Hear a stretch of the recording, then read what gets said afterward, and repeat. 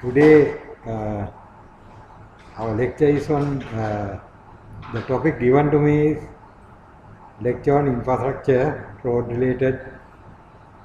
Although it is road related, I will cover entire land transport sector, not only roads, railways also.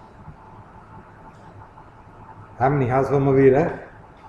I started my career as a civil engineer in 1981 from the Department of Buildings. Then I did my master's degree in town and country planning, and in the year 2017 I retired as the secretary to the Ministry of Transport and Civil Aviation.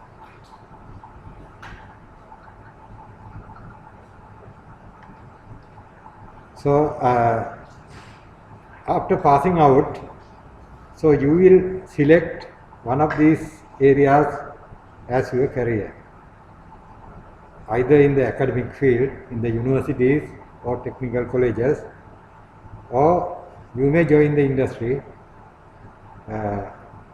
government or semi-government organization like corporation or boards, or you may be doing your own or the private sector as employee, or you will run your own firm, then you will be an employer. So although we are engineers, we must know something about the government, how the government works. And when you see the government structure in Sri Lanka, so we have the central government, so the ministries are there.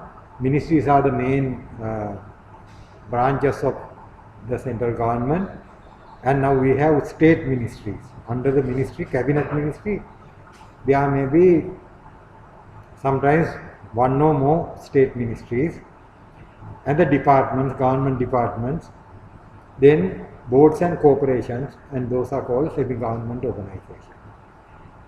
And after 13th amendment to the constitution in 1978, we have provincial council. So we have 9 provinces. Although the political bodies are not functioning at the moment, still we have the governors, 9 governors, and provincial secretaries, and the other provincial organizations are functioning. Then the local government, the third, we call third layer or third tier. Local governments are the municipal councils, urban councils, and Pradeshiya Sabhas. And especially, so we have to have some fair knowledge about the supreme law of the country, that is the constitution. So according to the constitution, we have 13 amendment to the constitution, that is more important. Until we go for another new constitution, so this 13 amendment will apply. So there is a 9th schedule in the 13th amendment. You can refer to the constitution and see the 9th schedule. And actually you can buy this constitution of Sri Lanka from the publication bureau. So in the 13th amendment there is a 9th schedule. So there in the 9th schedule it specifies the duties for the central government as well as the provincial council. So today's subject, the transport, is falling in both lists. So there are certain responsibilities for the central government as well as the provincial council. So there are 2 lists. One is called reserved list. Reserved list is the functions reserved for the central government, and other one is called the provincial list. And provincial list is the functions of the provincial council. So then I will come to the transport sector functions under the central government. So according to the reserve list, central government is in the 13th amendment to the constitution, So following subjects and functions falls with the central government. So what are those functions? All ports and harbours are coming under the central government. So we have international harbours in Colombo and Galle and Trincomalee, and there is another regional one in KKS and Oloville, and all are coming under the central government. And all aviation and airports. So we have now 2 international airports, Katunayaka, BIA and Mattala, and also in Colombo. So those airports are coming under the central government. In addition, we have smaller regional airports like Batticaloa, Palade, like that. So those are under the control of the central government. An entire railway system is coming under the central government. And the highways declared by law made by Parliament. So earlier it was called Thoroughfare Ordinance, because before independence, the Parliament Acts before independence are called ordinances. Before 48, all are called ordinances. It was enacted during the British time. So earlier we had the Thoroughfare Ordinance, and now it's called RDA Act. According to RDA Act, so there are declared national roads. Basically, if you go by the categorization, all A and B class roads are coming under the national government and the RDA, but RDA can declare other roads also under their act, so that those are all become national transport. So national highways. Then the carriage of passengers and goods by railway, land or sea by or air by or by national waterways by mechanically propelled vessels. If it is a ship or the boat, the passengers carried by boats, those are also coming under the central government. That is what the RDA are operating some of the ferries. So when you go to Jaffna Peninsula, you can go to islands in Jaffna by those ferries. So those are also controlled by the central government, not by the provincial council.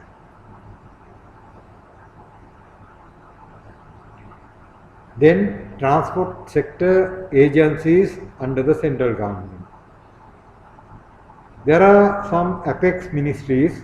So Ministry of Transport, now it is called Ministry of Transport Management, but I use Ministry of Transport because over the time actually we use different names. During my time it was Ministry of Transport and Civil Aviation. Now it is Ministry of Transport Management. So the Railway Department, National Transport Commission and the Road Safety Council are directly coming under the Cabinet Ministry of Transport. And there is a state ministry in charge of transport. So it's a very long name, transport plus so many functions. So the Sri Lanka Transport Board and Department of Motor Traffic and National Transport Medical Institute and the Lakshadweep Engineering, that is a small engineering, mechanical engineering division supporting CTB, are coming under the state control of the state ministry. Usually state minister is working under the general direction and the control of the cabinet minister. He can't go to the cabinet meeting, only cabinet minister goes to the cabinet meeting. Only cabinet minister can sign the cabinet memorandum. So state ministry will have to work very closely with the cabinet ministry. And there is a Ministry of Road Development. So RDA, Road Development Authority, is coming under that Ministry of Road Development. And Ministry of Port and Shipping, that is also very important ministry. The Sri Lanka Port Authority is coming under the Ministry of Port and Shipping. And Ministry of Urban Development and Housing, although it is not directly related to the transport, the subject of land use planning is coming under the UDA. Because transport and land use planning you cannot separate.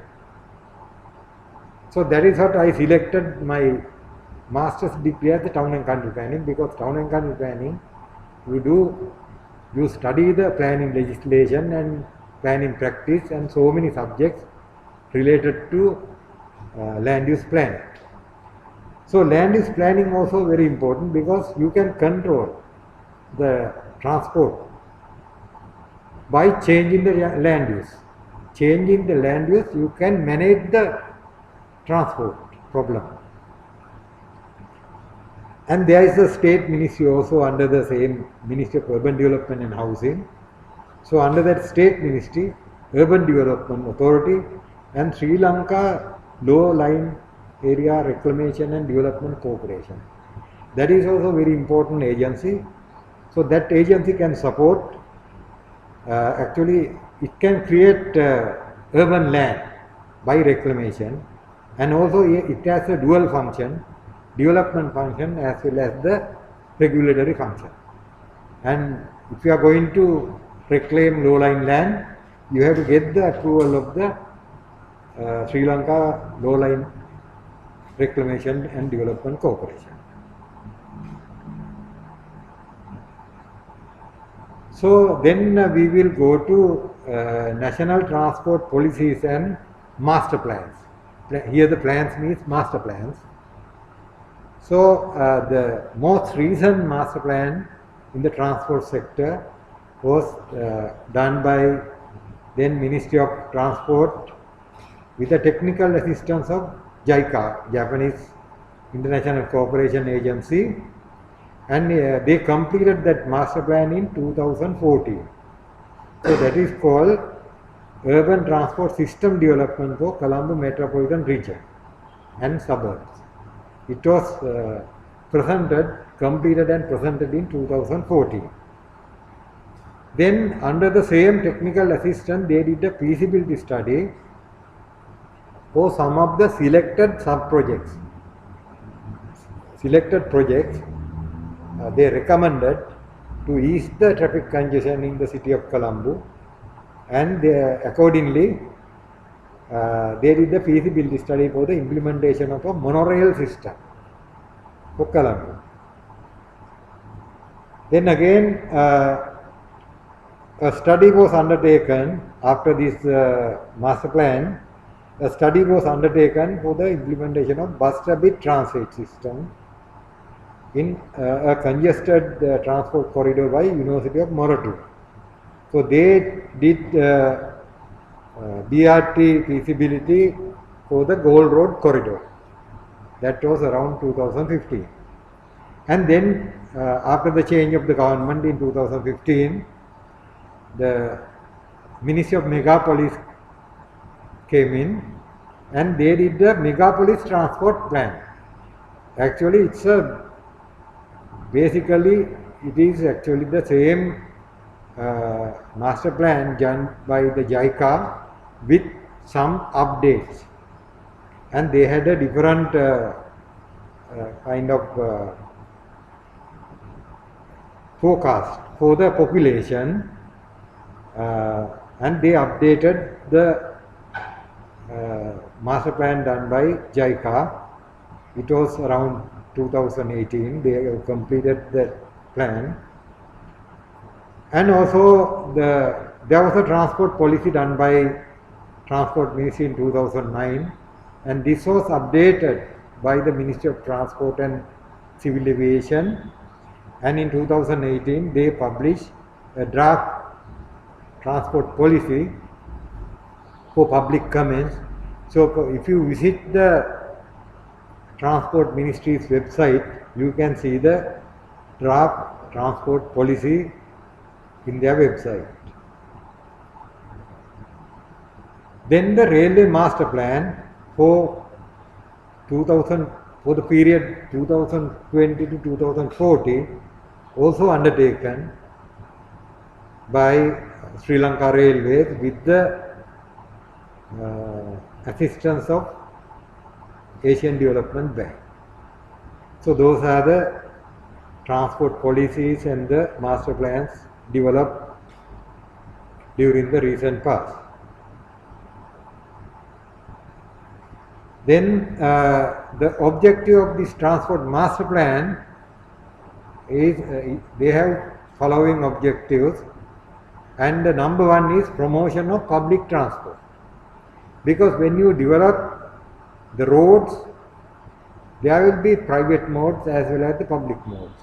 There will be buses, so those are called public, and there will be privately owned vehicles running on those roads, and those are called private transport. So this master plan has highlighted the importance of promotion of public transport. Then elevation of traffic congestion, especially in major cities like Colombo and suburban centers like Maharagama, maybe places like Kiribati and those areas, and reduction of traffic pollutants and the traffic noise and promotion of health. So because we use fossil fuel in the vehicle, especially diesel and petrol, it emits lot of pollutants, so it pollutes environment, and the noise, there will be noise pollution, and due to those pollutants there will be deterioration in the health condition. So they consider that aspects also. And the reduction of traffic accident. You see, actually every day we heard about 7 or 8 fatal accidents, and there may be hundreds of minor accidents happening daily, and they also consider reduction of traffic accident and the improvements of the security. So those are the main objective of this urban transport master plan.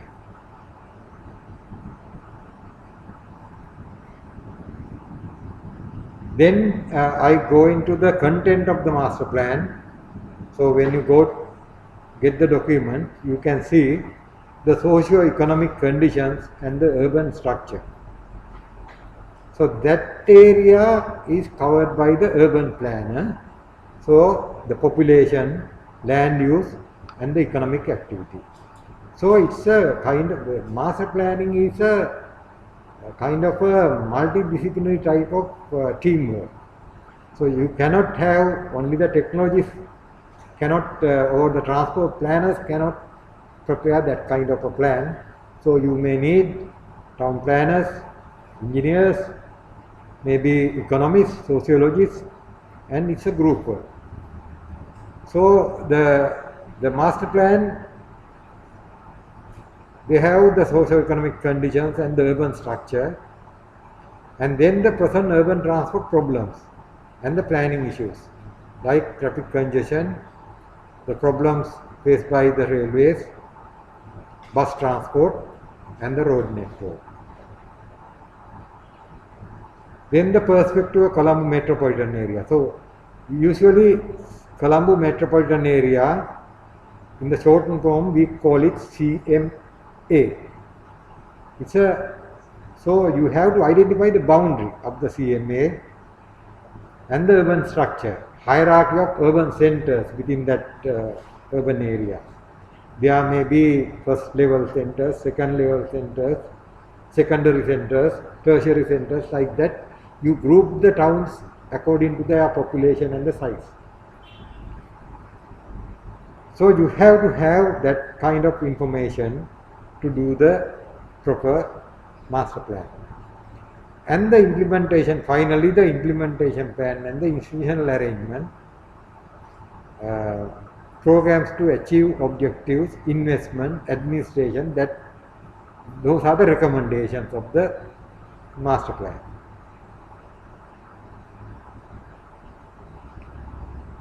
Then the Megapolis Transport Plan, as I said earlier, the Ministry of Megapolis and Western Development they use the comprehensive study data in the transport master plan, same master plan. They use it and they develop Western Region Transport Plan with the collaboration of all transport sector agencies. So under the Ministry of Megapolis, there was a committee called Three Secretaries Committee. So there will be Secretary of Megapolis, Secretary of Transport and the Secretary of Road Development. And those are the three main ministries having relationship with this transport master plan. Then that Megapolis transport plan identified following priority projects for the Western region, and they have divided that into 4 subsectors.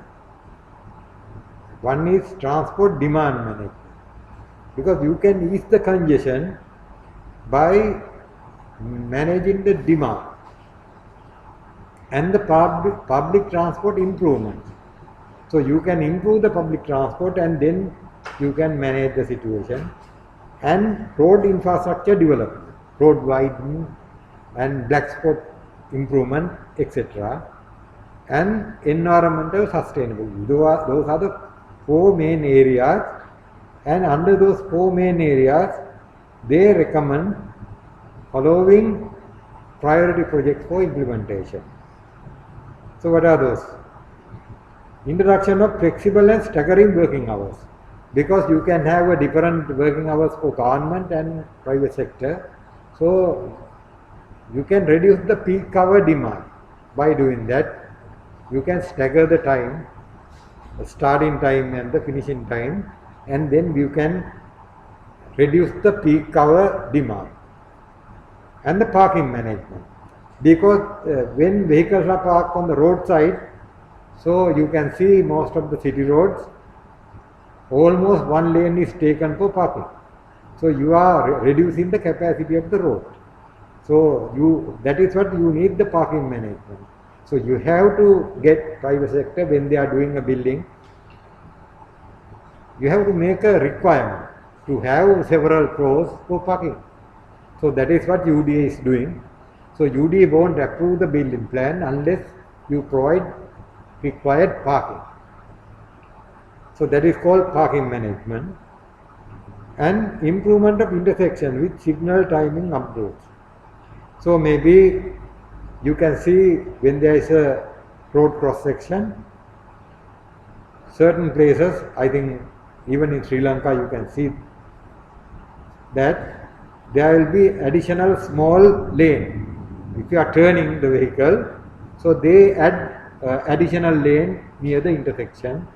That is actually, if you are turning to your right, especially left, you can park the vehicle and wait till the signal comes. And the vehicle going straight can go without any problem. So those are the improvements to intersections. And also signal timing. You can synchronize the signals. So once you get the green light, when you go to the next signal post, automatically you have to have green, because otherwise you will have to wait in the next, although you pass the first signal, in the second signal you will have to stop. And the improvement of school and office transport services. These are called the para transport services. Although they operate school vans and the office transport, there are no organization to monitor or regulate those services. So there they recommend to regulate this sector also, because now those sectors are growing due to poor public transport, the school children, because during our school days we didn't have that kind of arrangement, school vans. There are 1 or 2, but basically we use the public transport or our own transport. Then the restructuring of public bus service. So there are buses belongs to the government, and you need major restructuring in this sector, and there are private buses operating, majority is the private, but very difficult to do any kind of restructuring in this sector due to so many number of owners of there may be majority is the single bus owners. So with that kind of people, very difficult to implement the restructuring in the bus sector. Then the modernizing and improving the quality and the services of the buses. Sometimes you see there is not sufficient space between seats, and some seats are not comfortable, and you get very big noise, especially the radios and then the cassette recorders. There is no control of this sound level within the buses, and the horns.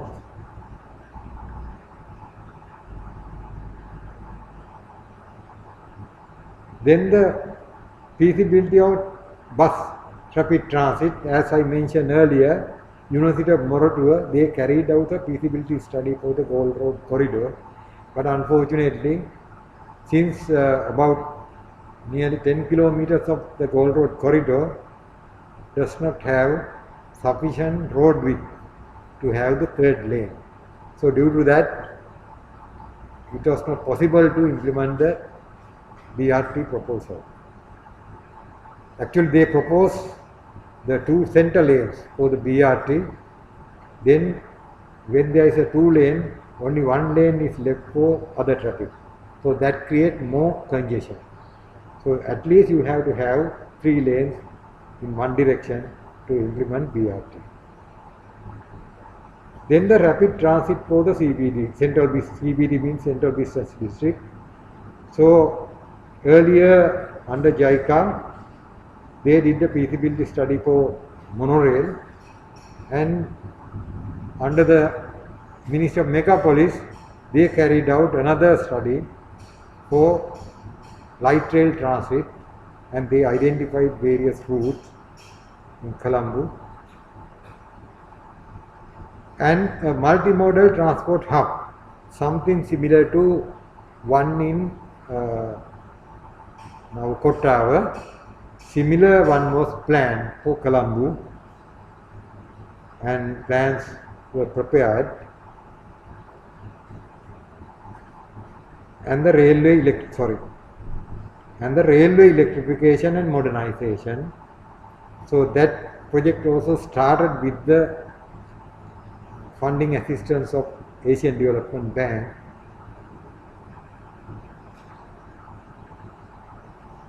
And also road widening. There are 2 sections under road widening: intersection improvement on road network, those are near the junctions, and new expressway development. And workability on roads. Now you can see during some Sundays, you can see one lane is converted to bicycle lane, and it comes from Parliament Ground to up to Colombo. So that is a good start, but we cannot do it on daily basis because of the heavy traffic, and that encourage bicycle use.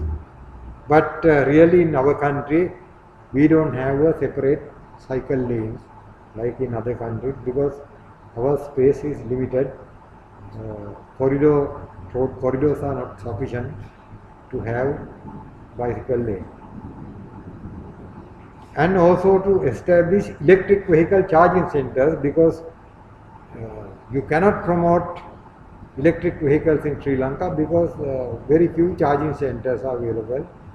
Especially in outstation, you don't find sufficient charging centers. Even in Colombo, we have very few. So those are the main recommendations of the Megapolis transport plan. Then, as I mentioned earlier, there is a draft transport policy developed by the Ministry of Transport. So, in the policy, it has following chapters: background, policy principles, policy goals, policy directives, and improvement for implementation, and the implementation issues. And this draft policy is available, already published in the website of the Ministry of Transport in 2018 February, and still available for you to go through. And still they have not finalized the transport policy. It's at the draft form. Then the railway master plan. So, with the recommendation of this transport master plan and the megapolis master plan, railway master plan, preparation of the master plan for railway sector was initiated in 2017. There, according to the TOR, terms of reference of the railway master plan, the traffic demand analysis, and first we will have to find out the traffic demand for railway. So they have to undertake traffic demand analysis, and the existing infrastructure, railway infrastructure, railway tracks, stations, bridges, and everything is coming under the railway infrastructure. Then the rail operation timetable and things like the signalling, and maybe it will cover the work of the operation divisions of the railway. And they also address commercial and financial strategy for the railway. Because at the moment we don't have commercial and financial strategy, so railway is totally depend on the government funding, and railway is making huge losses every year. The difference between the income and expenditure is more than 6 billion. And the institutional development for the railway sector, and the railway master plan also address land asset management for the railway, because railway is the largest land owning agency in Sri Lanka. Railway has more than around 15,000 acres in the entire country. So land asset management is very, very important, because in the developed part of the world, the railway, they earn almost 1/3 of their income from the land asset management. But in our country, although we have around 15,000 acres, annually we generate something around 100 million rupees. Then also they have to address overall railway sector development framework in their master plan. So now they have almost finalized the railway master plan, and very soon we can see the final version of the railway master plan for Sri Lanka. Then I will go to the background and the status of national transport system. So in Sri Lanka, main transport mode is bus transport and the rail transport. There are other vehicles like three-wheelers, private taxis, cars and vans, also transporting passengers. Usually in our country, the passenger transport is undertaken by both public and private buses. So bus transport share is almost 61% of the country's total passenger transport. And for that we have approximately 30,000 buses, and the average number owned by private sector is around 24,000. and government we have around 6,000 buses. So those 6,000 is owned by the Central Transport Board. And railway share in the in the transport sector is passenger transport sector is merely 5%. And when you take the freight transport of goods, almost 98% is road based and carried by vans, lorries and large trucks, containers, etc. So this is the existing road network in our country. Now actually our public transport is basically road based, and our roads are the backbone of the transport sector in the country. So 90% of the passengers and almost 98% of the freight are carried by those roads. So now we have around 116,000 kilometers of roads.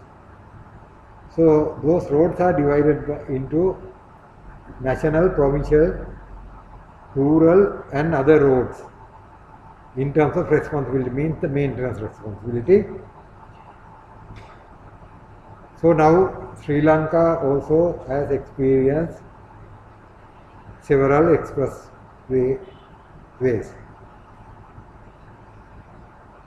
Now again this 116,000 kilometers is divided into national highways. There are around 12,000 national highways, and the provincial roads, there are almost 16,000 kilometers of provincial roads. So those roads are maintained by the provincial councils. C and D class roads are generally maintained by provincial councils, and there are rural roads and around 84,000 kilometers, and those roads are maintained by either local authorities, Pradeshika Sabhas, or sometimes in the state areas by the states. And there are other roads like privately owned roads, around 4,000 roads. So when you take the road density, it is around 1.76 kilometers per square kilometer. So it's fairly high road density in our country. So again we can divide these national highways into several categories. Expressways, now here it is 161 kilometers, that is other than the outer circular one part, because when I was doing this, actually Kadawatha to Kerolapitiya section was not ready. Now it is more than 161, and A class roads around 4,000, and we have around 8,000 kilometers of B class roads, and there are about 4,200 bridges also along these national highways. So all these maintenance responsibilities with the Road Development Authority at the moment, and they are going to have another authority for the maintenance and management of expressways.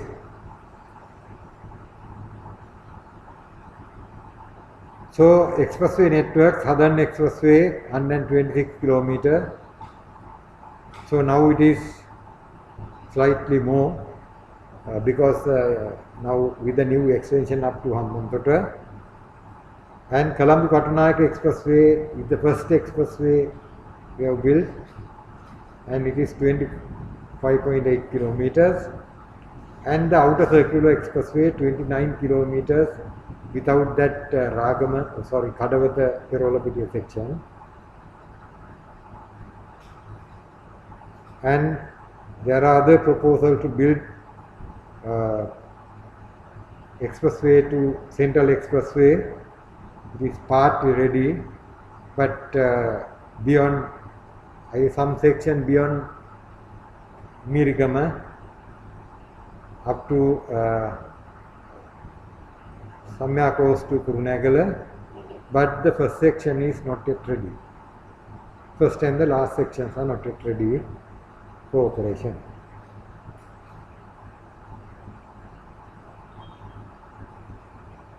And the railway network system, we have network of 1450 kilometers, and entire network of this 1450 was developed by the British before independence, and our only addition to network is from Mathura to Beliyatta, around 26 kilometers. That was I think operational now. And in addition, actually there are small extensions from Anuradhapura to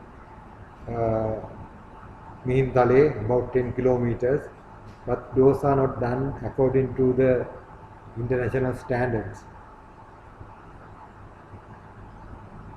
So I think due to the northern conflict, the network beyond Vavuniya was not completely dismantled during the war, and it was rebuilt and completed in 2015.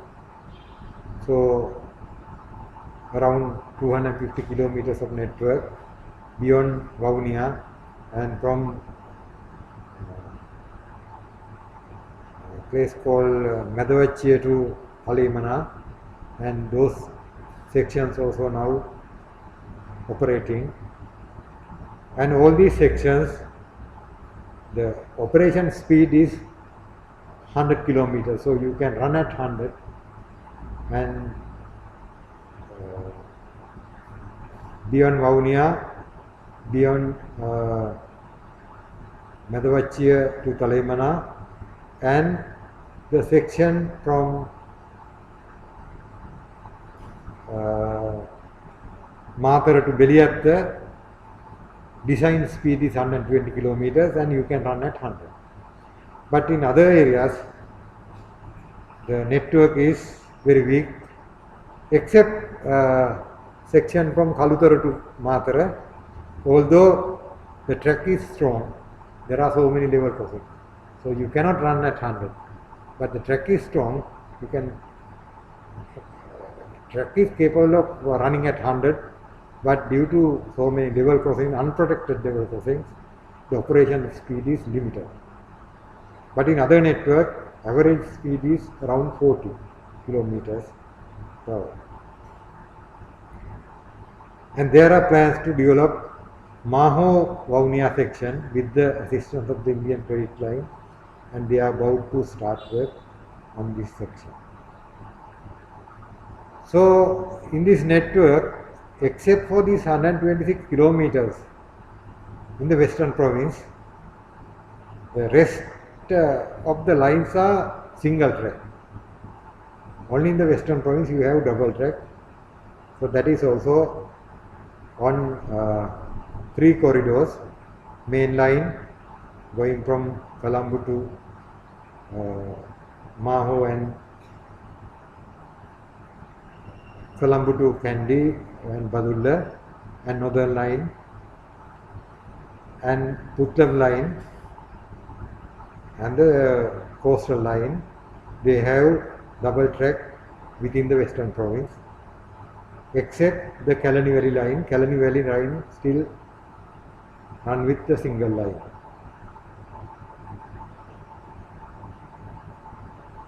So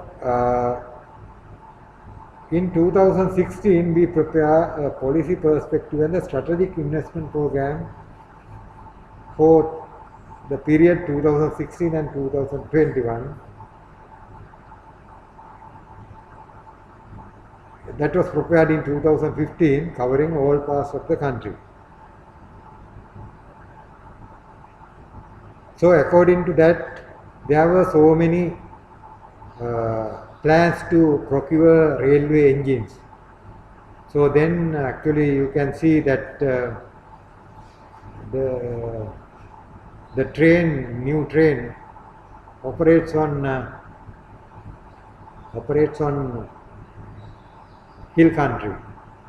It is called, popularly known as S14, Dinwaramanike. The procurement started in 2016.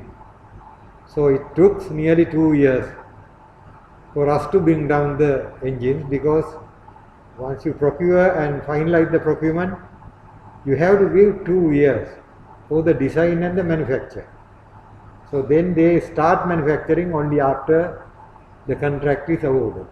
So these tenders were awarded in somewhere around 2017, and now on in 2019 or 2020 we got these new engines.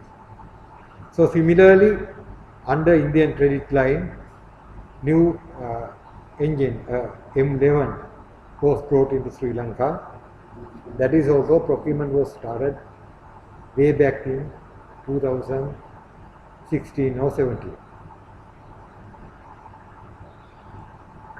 And there was another Indian power set, that is blue color power set, that is called S13 was brought to Sri Lanka around 2020. They have started procurement in 2017. So then I will go into that ongoing and planned major urban transport projects in our country. Now ADB, they provided us loan facility for $160 million. So the government, Sri Lankan government also contributed $30 million. The total cost of this project is $190 million. So under that project, there were certain important projects identified for implementation. The modern telecommunication system for railway.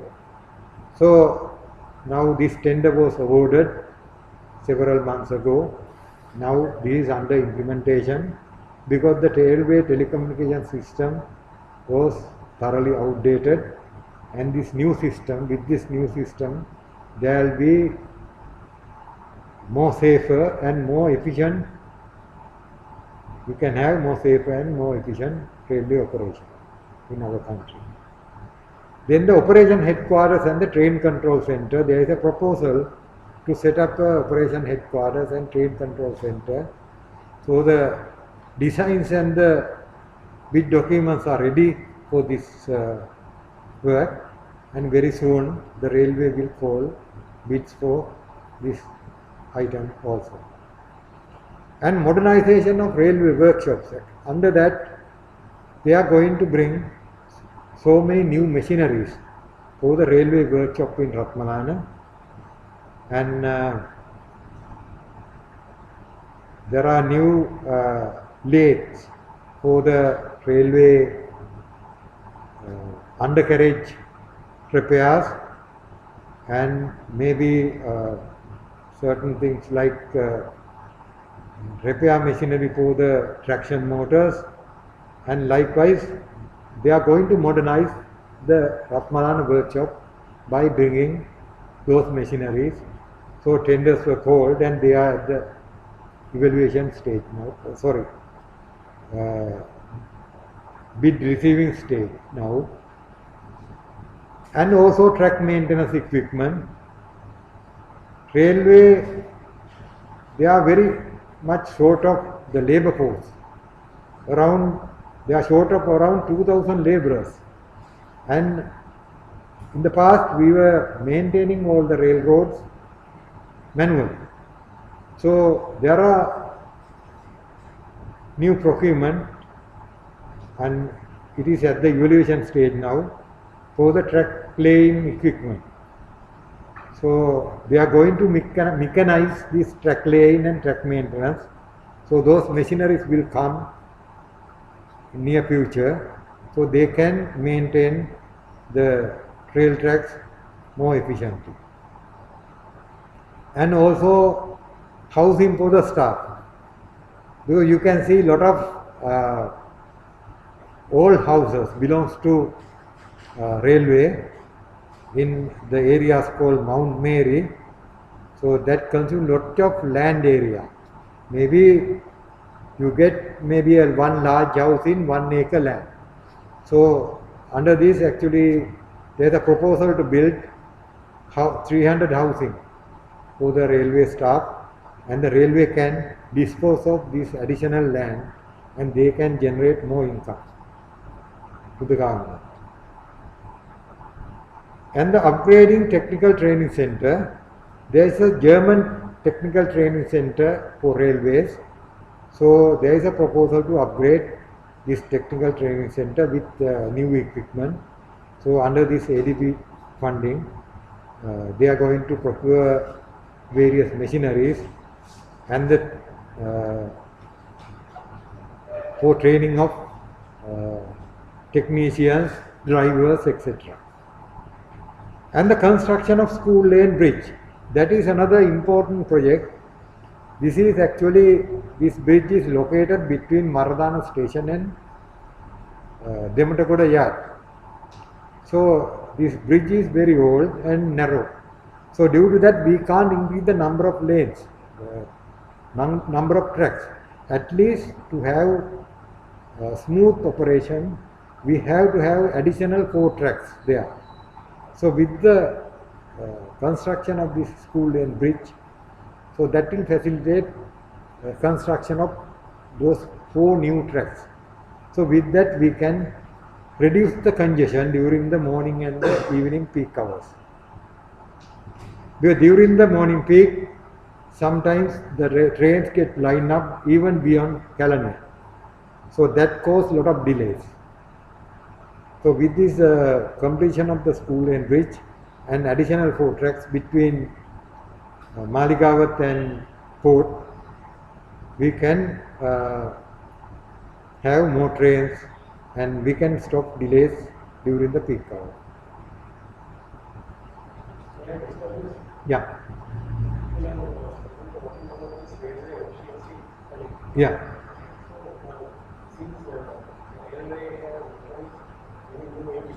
Yes.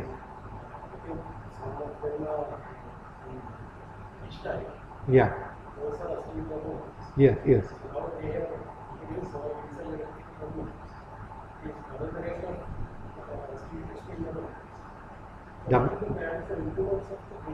Yeah. Yes.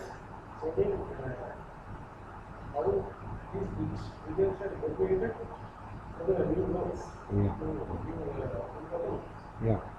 But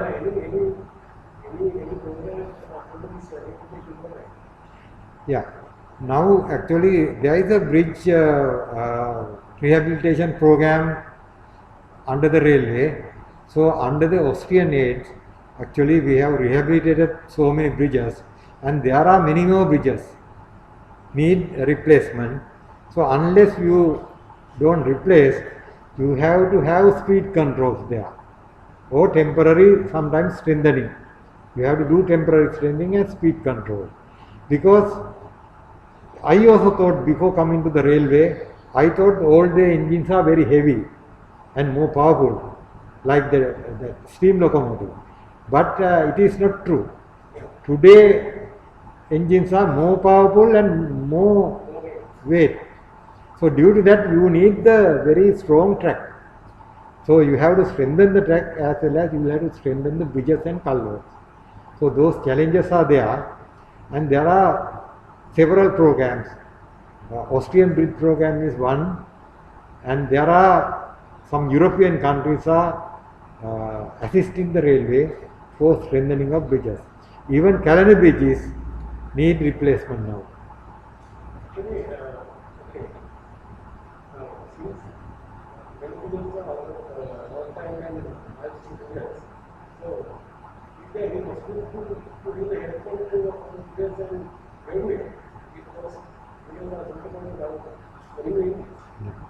I think they are doing it, but at a very slow pace. They are doing it at very slow pace. But we have to use the new methodology. But at the moment, railway they don't have that kind of equipment. because there are ways of measuring the strength of steel structures, because you have to use actually new technology, how the stresses are distributed, especially when it is loaded actually, when the trains are moving. So they have to study that kind of patterns and they have to evaluate the strength. So unfortunately still we don't have that kind of equipment, and they are doing it by manual observations at the moment. Yes, yes, fatigue and the corrosion. Yes.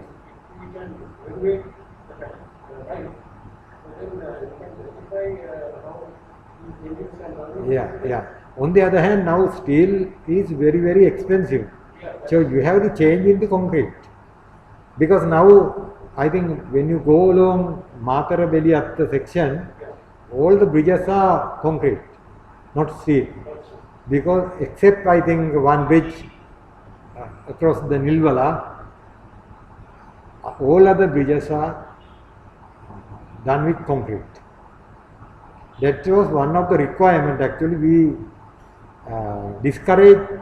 we encourage them to use the concrete, because we have to have that kind of technology, because then we can locally implement that kind of projects, because steel we cannot do because we don't have the raw material in our country.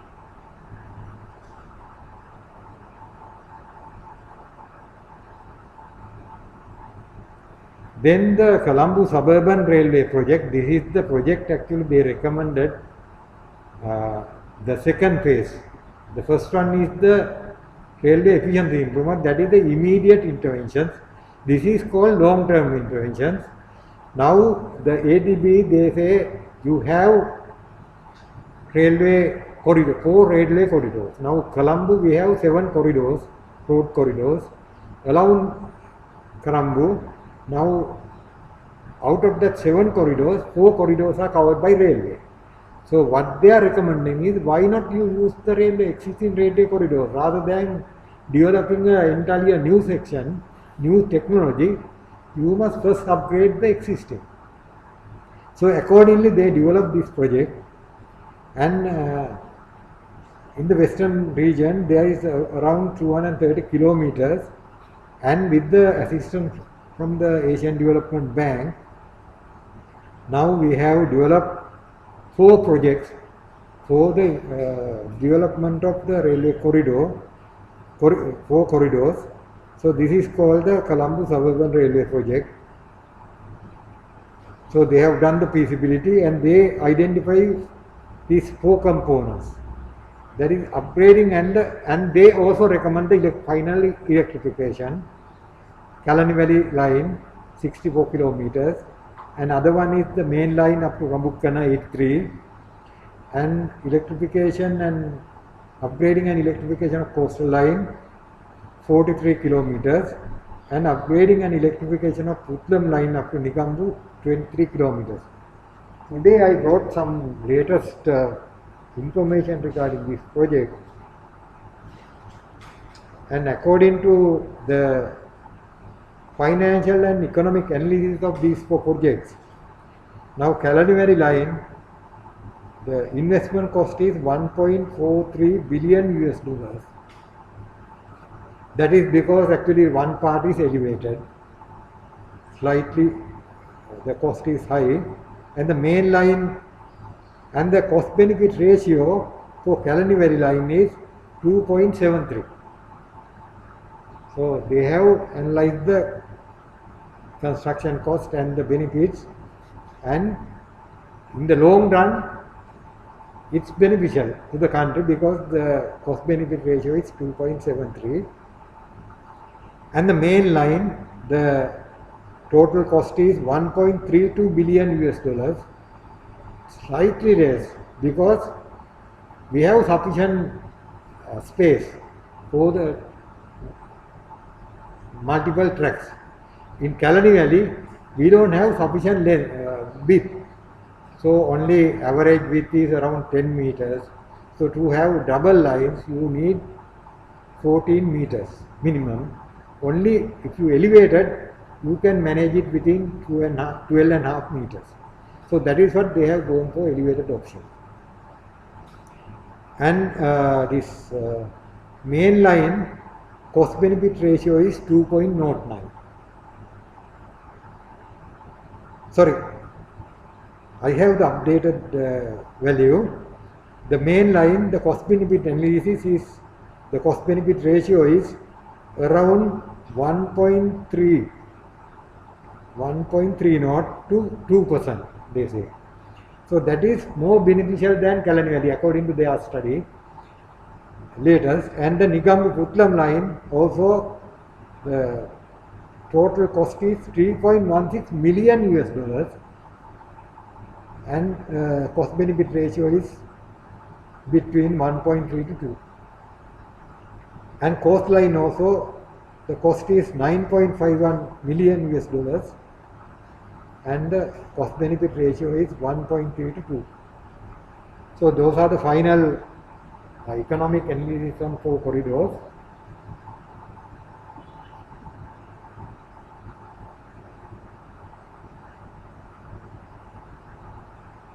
So the present status of Kalani Valley, and now they have completed the feasibility. Now the latest situation is they have completed the feasibility on all 4 corridors, and the detailed designs and bid documents are completed for Kalani Valley, because they first started with the Kalani Valley. Because they did a pre-feasibility, according to the pre-feasibility, now they took 4 corridors separately, and they work out the railway share in 4 corridors separately. And they found that all 4 corridors except Kalani Valley, during the peak hour, railway share is as high as 40%. That is what actually, when there is a railway strike, the buses cannot cope up with that demand, because railway share is very high within that corridor during the peak hour. And in Kalani Valley line, it is less than 10%. That is because we don't have sufficient capacity to carry the passengers.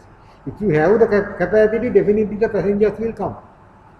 Because we are operating with the single line, during the peak hours, we can run only 3 trains per direction. So if you make it double line, we can increase the capacity by 4 times. That is what actually, so when you make double line, you can operate 12 trains during the peak hour. So you can jump from 10% to 40%. So that is what they recommended. You better implement Kalani Valley first, because you have a big jump. So you can relieve the congestion in that corridor by improving the railway infrastructure in that corridor. But in other corridors, already you are having 40%, so increase may be from 40 to 60. But here 10% to 40%. About introducing rail cars.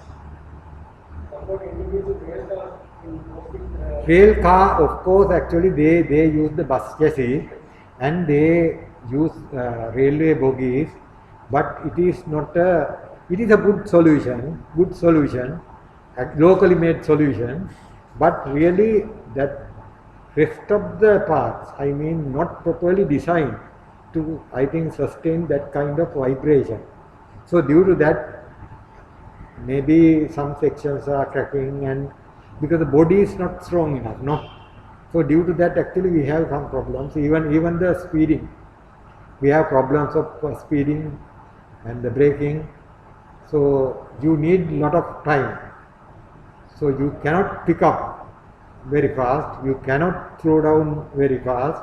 So due to that, you need lot of time to operate.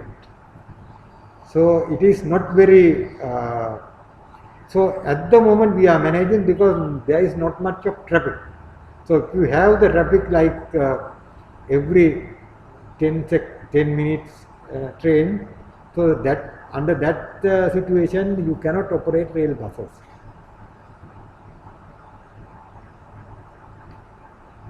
So now regarding the Kalani Valley, the present state is the feasibility completed, detailed designs and the bid documents are almost ready, and the EIA report also done. It is submitted to CEA, and UDA now agreed to release houses for relocation. Now we are in the process of relocating those occupants on the railway corridor.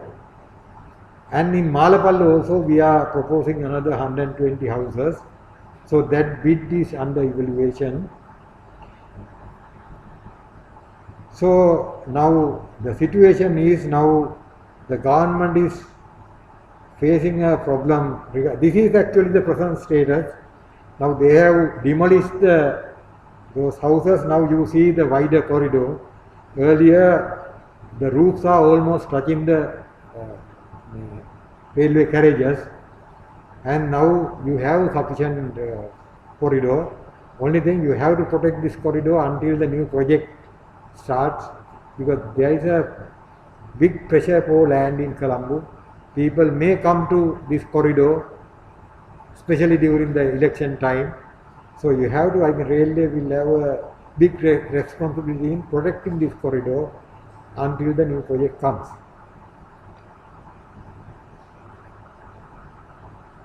So now the government is facing, we are unable to borrow new loans now, because our loan portfolio has hit almost 80% of our GDP. So until 2023 we will have a difficult time. So till such time there won't be any new projects. Government cannot negotiate any new projects. So we have to wait till 2023. Then only we can negotiate new loans, because railway is almost very capital intensive, not like roads. You need per kilometer cost for railway is almost double for road, because road you need in the road surface, but for railway you have to develop rail lines, you will have to develop signaling, you will have to bring in new rolling stock. So all that is actually need money. So it is very, very capital intensive. So that is what no railway development was happening during after the independence, because it was very, very difficult for countries like Sri Lanka. So then I mentioned in my presentation about this mass rapid transit system. So now the megapolis, they did the feasibility for the rapid transit system for Colombo, and they developed this network, and they did the feasibility, detailed feasibility for this purple line that is coming from Malbe to Colombo, and they have signed the agreement with JICA, but of course it is the cost is huge, and one thing, that JICA loan was a step loan, so you cannot have proper competition under that loan condition. Only Japanese contractors can bid, so that is a big disadvantage for Sri Lanka. That is why the government cancelled this loan, because if there is a wider competition, we can bring down the cost, but only Japanese contractors are bidding means there won't be sufficient competition. Yeah, that is included in that package.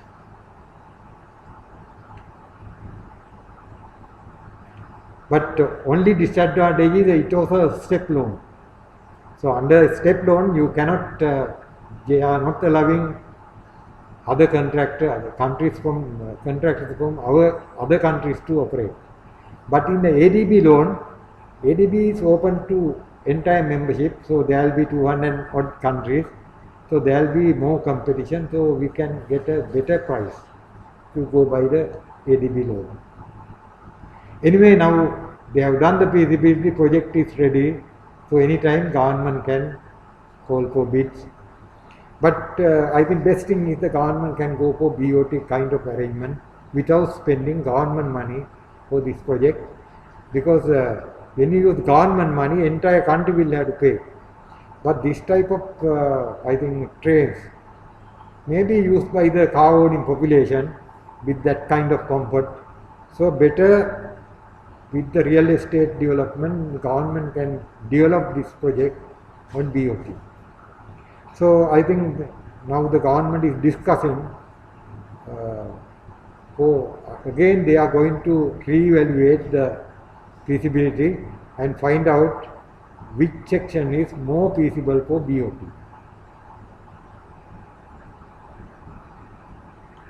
So then the multimodal hub, there is a feasibility done for the Colombo multimodal hub. I think the land selected for this multimodal hub is the previously used by the Manning Market. Now Manning Market relocation has been completed. So now the land is ready, and under the French assistance they have developed some feasibility and the detailed design for this multimodal hub, and it's ready now for implementation. But only thing, you have to have developed railway infrastructure for you to attract any foreign investment on this kind of multimodal hub. So first you will have to implement the railway upgrading project and then go for this kind of thing. Then you will get more competitive kind of beneficial kind of proposal. And the road sector, actually we can see a lot of development, especially new Kalani Bridge and elevated port access road. Those are under implementation. So this is the picture of that elevated port access road and the Kalani Bridge under implementation. Now there is another proposal to extend that elevated highway from Koswatha Rajagiriya and connect it up to Outer Circular Road and going up to Aturugiriya. So that is under, I think, still at the planning stage. So with that, actually we will have a very complete set of elevated highways. So with that we can go to regional centers very fast, but still you will feel the congestion in the city of Colombo unless you implement public transport projects. None of these road projects will ease the congestion within the city. So to ease the congestion within the city, you have to implement, either you will have to widen the city roads, but there is no space for further widening. So only option is development of public transport. So this was highlighted in Transport Master Plan done by JICA in 2014, and they even recommended to merge two ministries of transport and highways together, and they say in our country transport projects are more road biased, and we are spending more money on road development rather than developing public transport. So that is what they recommend, to merge two ministries, then to have a very comprehensive transport development plan for the Western region. So with that comment, I wish to conclude my presentation, and thank you very much.